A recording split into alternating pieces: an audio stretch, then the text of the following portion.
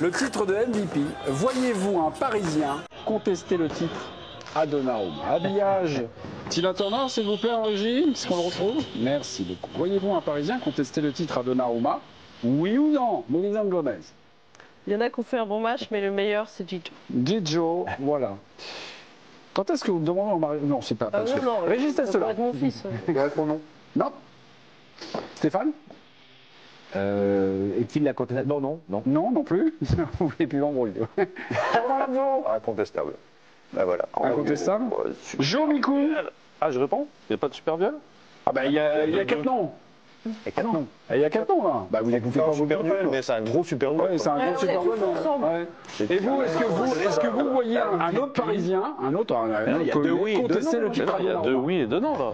Vous écoutez pas les réponses. Moi, il a incontestablement une victime. Moi, je dis, moi, je conteste qu'il est Oui, il y a 2 oui. Mais toi aussi, t'as dit oui, Régis. Non, mais la question posée par Mémé, c'est voyez-vous un Parisien MVP? Voilà. Donc j'ai dit non. Voyez-vous un Parisien contester le titre à Donnarumma tout seul. Ah bah ouais, C'est pas la même question que celle qui est écrite sur le... Bon, écoutez, on a perdu trop de temps. Non, on a perdu trop de temps pour le duel. Stéphane contre quelqu'un. Oui, bah C'est pour laisser du temps à la régie. Non, non, d'accord. Stéphane, on y va. Non, mais je veux dire, je suis d'accord pour dire qu'il a été lisible. Mais il y a plusieurs Parisiens qui ont été excellents ce soir. On devrait parler d'Hakimi. Moi, celui qui m'a vraiment, que j'ai adoré ce soir, c'est Fabien Ruiz. Fabien Ruiz. Je trouve que là, il a fait un match XXL. À l'aller aussi. Pas de choses, moi, je trouve. Moi, j'ai bien aimé Kvara. Ah bah attendez, vous défendez. Ah non, mais moi je Donnarumma. trouve que le MVP c'est Donnarumma. Mais puisqu'après là on dit qui d'autre n'a pas été mal, etc. Moi j'ai été jeter un œil trouvé aux notes de nos amis de l'équipe. Ouais, donc. Nos collègues même. Non, mais j'avais pas besoin de dans le sens, considérer que Donnarumma était le meilleur. Ouais. Mais ils ont sorti Donnarumma, Neves, Ruiz et Kvara. D'accord. Oui. Avec Donnarumma au-dessus des autres. Voilà, je vous donne l'impression vue du stade de nos amis. Oui, mais votre impression, c'est une option ou pas? Mon impression, c'est Donnarumma. Je la partage avec Mélie et avec Jérôme. Ok. Ruiz, il vient après la petite tempête du début de match. Parce que Ruiz, il est comme tout le monde pendant un quart d'heure, enfin, on va dire 12 minutes, il est comme tout le monde. Donc, encore une fois, moi j'aime bien quand on dit le MVP, la chronologie du match. Celui qui fait tourner le match en premier, c'est Donnarumma. Celui qui empêche aussi que Arsenal revienne plus tôt à 2-1 en sortant la frappe de Saka, c'est encore lui.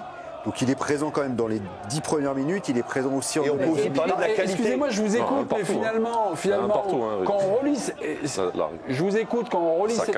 Il n'y a jamais un partout.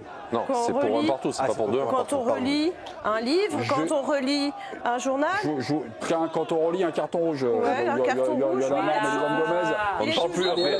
Après, on parle plus. Celui-là. Non, mais je relis les choses, on va dire, à ce qu'on a vécu. Vous dites qu'Arteta, la meilleure équipe, a perdu. Ok, vous nous dites, vous êtes tous à peu près impressionnés par Paris, sauf Stéphane. Finalement, vous êtes à peu près tous d'accord pour dire que Donnarumma est MVP. Je trouve que c'est quand même en contradiction par rapport, on va dire, au constat général. Et là, c'est quelque chose peut-être qui sert la lecture de Stéphane. Mais Lisande, pas tout de suite, vous êtes en tôle, Poupoune, pendant 1 minute. Il est en forme. Mais non, mais les meilleurs je vous écoute et j'essaie de faire une synthèse et une cohérence avec l'émission. Non, mais déjà, le foot n'est pas toujours cohérent, Olivier, si je peux me permettre. Et loin de là. Et aux prouesses de Donnarumma ce soir, j'oppose aussi la maladresse des attaquants parisiens. Exactement. Celle de Barcola, celle de Désiré Doué, les mêmes qu'à l'aller, que Ramos à l'aller, que Barcola à l'aller. Et Donnarumma, il fait son job à 100%, alors que les gars de devant font pas le job. Et le poteau aussi. Oui, le poteau de VAR. Mais là, donc ça fait quand même autant d'occasions d'un côté que de l'autre, voire en plus. Mais par contre, les occasions d'Arsenal ont été vraiment sorties par Donnarumma. Alors que les occasions du PSG sont gâchées par les arrêts. attaquants du Paris Saint-Germain. Je pense que la différence, elle est là. Et ça rajoute un peu de cohérence, du coup. Le président du Paris Saint-Germain, l'ami personnel de Stéphane Guy, a parlé. Nasser El-Khalifi, son club est en finale Ligue des Champions. Ce n'est plus du bling-bling. On écoute Nasser, qui doit être heureux. Déclaration très solennelle. Aujourd'hui, on s'est battu, pas seulement pour le PSG, mais pour la France, pour la Ligue, pour les jeunes talents de Paris et autour, avec le message suivant. Quand vous avez un rêve, réalisez-le. Mais je le répète, il reste un match. Ouais, répète-le plus parce que on a l'impression que ça va un peu vite, je trouve, quand même. Hein?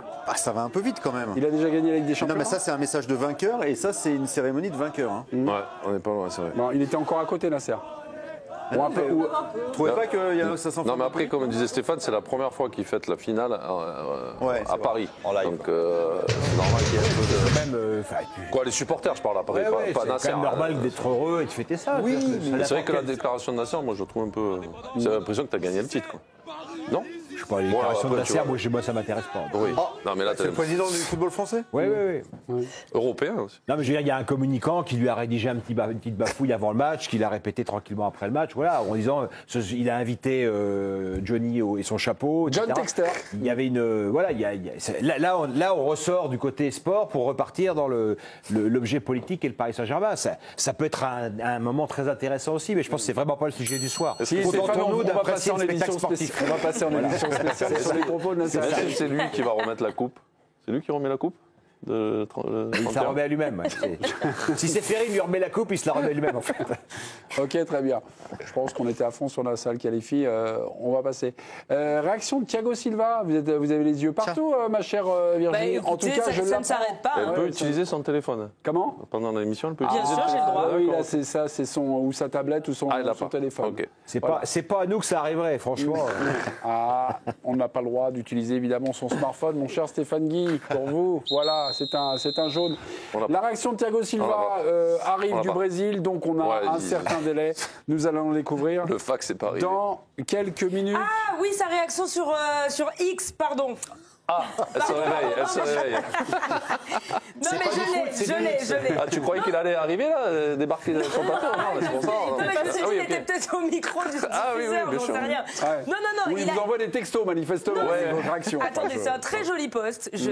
Juste, attendez, laissez-moi 2 Il arrive. secondes. Je partage. Il y a 2 minutes. Hop, Avec la je régie. te mets 2 minutes. Non, mais voilà, regardez. C'est un très joli post, c'est émouvant. Ouais. Paris Est-ce qu'il Saint-Germain, remercie Dieu avec des petits cœurs. 2020 a été une année difficile, mais cette fois-ci, tout finira bien. Ah, c'est magnifique. C'est beau. Ah, Quel poète. Je suis émue. C'est beau. En français en plus. Ça valait le coup d'attendre. Vraiment. Kylian Mbappé, On peut couper, vous là, l'avez envoyer la surveillé pub, ou ça, pas? Alors, j'ai une Kylian larme. Mbappé, Kiki, là. alors, non. Il doit être Non. fou de joie. Il est 100% parisien, non? Je sais pas. Il sera à Munich, je pense. Je sais pas. Dans Il le- félicite parfois. Nasser va l'inviter, maintenant Bah, qu'il ouais. invite Texter, il va inviter Mbappé à Munich. Il est un peu sadique, ce Nasser. Bon, sur le MVP, pour vous, c'est Donnarumma. Il n'y a pas de problème. Ouais, sur le MVP, je dirais même sur le MVP des matchs à élimination directe.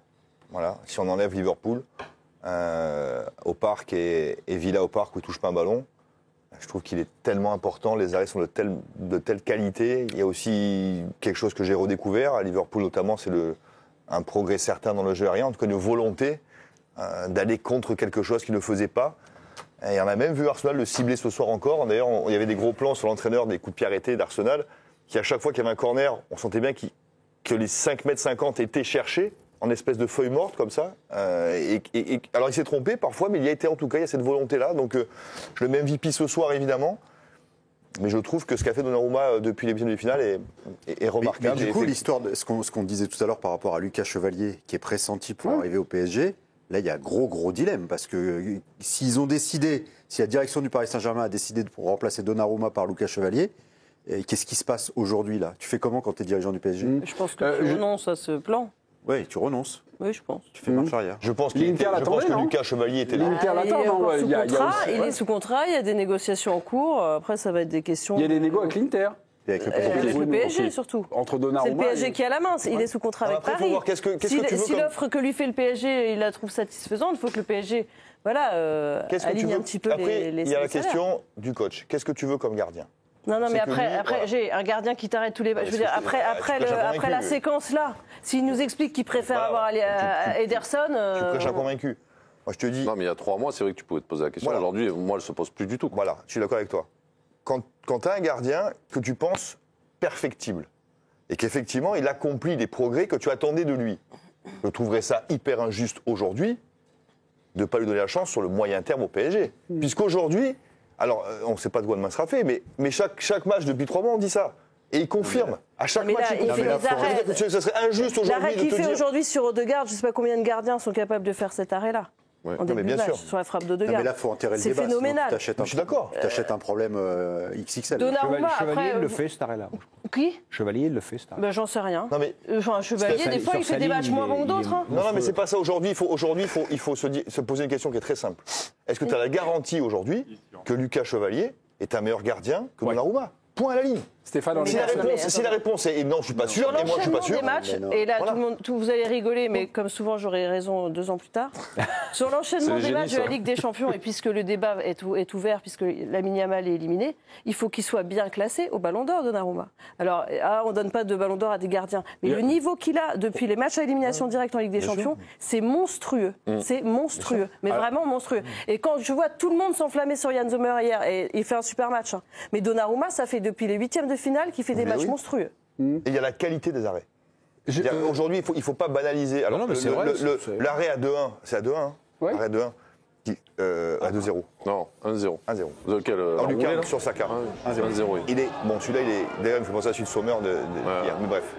Mais le premier, pour moi, qui fait tourner le match, donc son 2e arrêt du match, à la 7e sur la frappe au sol, regardez-le de derrière, il a 7 ou 8 joueurs devant lui. C'est-à-dire que la vitesse de réaction, elle est proprement hallucinante. Il va à bout de bras, au ras du poteau, sur une frappe qui arrive dans une forêt de jambes. Et cet arrêt est fantastique. Et les 2 arrêts qu'il fait Arsenal sont fantastiques. Je rejoins Mélie. Je pense que, Régis, pardon, il faut clore le débat maintenant. Parce qu'aujourd'hui, tu as trouvé le gardien que tu avais envie d'avoir. T'avais envie d'avoir ce gardien? Oui ou non? T'avais envie d'avoir un gardien correct au pied. Ça sera jamais. Il est correct au pied. Mais il y a plus un gardien qui t'arrête les ballons qu'un gardien qui... Dans les airs, on avait envie qu'il y aille. Maintenant, il y va ou pas? Ok. Et sur la ligne, je vous le dis depuis des mois, c'est un des meilleurs au monde. Et il le confirme encore de jour en jour. Jérôme. Donc aujourd'hui, il n'y a plus de débat. Il doit être le gardien du PSG l'année prochaine. Jérôme, le numéro mondial au poste, c'est Courtois. On est d'accord ou pas? Pour l'instant, où situé Non, mais il y a une petite Donnarumma musique avec Courtois aussi. J'ai l'impression que le mec, il est intouchable. Il est bon. Mais comment il est bon? Moi, Arsenal, il fait des erreurs de placement de mur. Mais par contre, lui, il a le totem blanc de sainte. C'est-à-dire que vu qu'il a été bon il y a 4-5 ans, qu'il avait fait des trucs exceptionnels, pendant 5 ans, il peut faire... Non, mais je ne vais pas le détruire. Mais j'aime pas ce côté. Je rejoins Mélisande et Jérôme sur... Parce que Donnarumma, il a fait des boulettes au pied, c'est pas un bon gardien et ça fait des années que ça dure, alors que tu le vois faire des matchs exceptionnels. Ouais. Et Courtois, parce qu'il t'a gagné une Ligue des Champions, où on n'en est pas loin et j'espère qu'à un moment donné, ça va basculer du bon côté pour Donnarumma. Il en a gagné quelques-unes, Courtois, non? Oui, non, mais surtout celle où celle où il y a Benzema qui est monstrueux et Courtois avait fait une saison un truc. Parce que les gardiens, le débat sur le numéro mondial, c'est fluctuant. Ça dépend un peu de. Donnarumma, il est à ce niveau-là. Il est sur le podium. Là, si tu me demandes de choisir des meilleurs gardiens. Courtois Donnarumma, là, ce mois-ci. Après, c'est compliqué. Non, mais c'est compliqué. Mais j'ai le droit de choisir Donnarumma. Ah oui, bien sûr. C'est ce que je dis. Voilà. Point. Et évidemment, et pas parce qu'on l'a vu hier. La seule chose qu'on ne sait pas, peut-être que Mélisande le sait, c'est si dans le cours de la saison, Donnarumma a dit à ses dirigeants qu'il voulait retourner en Italie l'année prochaine. Ça, je ne sais pas. Et que ça a engagé la discussion avec Chevalier. Mélisande, si lui veut rester à Paris, Mélisande, je ne pense pas que ce soit dans ce sens-là.